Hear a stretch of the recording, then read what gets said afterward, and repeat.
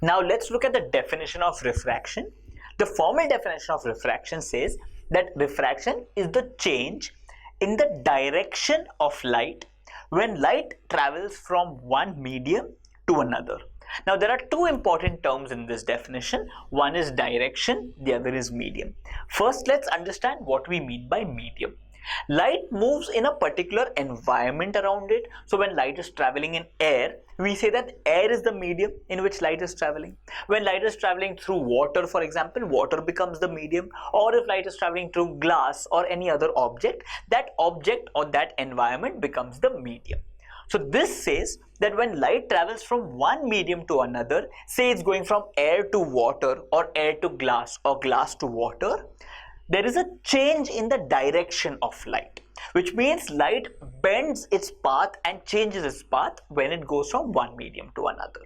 Now to actually understand this situation, let's look at a very common real life example that we all have seen. Let's take two different mediums in this case, air and water.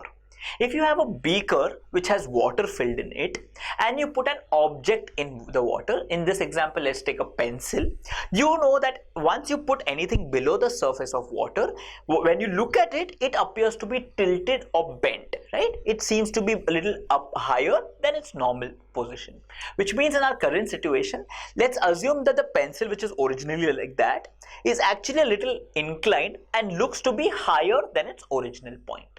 Now if we think that the pencil looks like this, it means that light rays are coming to our eyes from the apparent position of the pencil, which means let's take a light ray which goes from our eye all the way up to the apparent position of the pencil.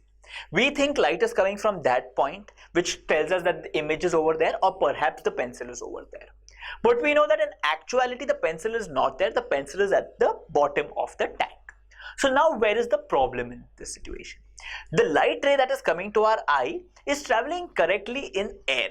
So in air, light is definitely coming from that position, but the point at which light touches the water, it changes its direction. And where is this light actually coming from? It's coming from the tip of the pencil, which means the light is going to come from this particular line. So you've seen that here light has come from the pencil. At the surface of water, it has changed its direction and then come to our eye, which makes us believe that the point is actually straight ahead, which is just technically not. This is a very common example of refraction, and there are several such examples of refraction. If you take a swimming pool and you stare at the bottom of the swimming pool, it always seems to be much higher than it actually is, which means we think the swimming pool is much more shallow, and when we actually step into it, it's much more deeper than we thought it was. That is exactly because of refraction of light. Light that is coming from the bottom of the swimming pool changes its direction when it goes from water to air. We are now going to analyze a lot of these situations scientifically and see the reason for all of this.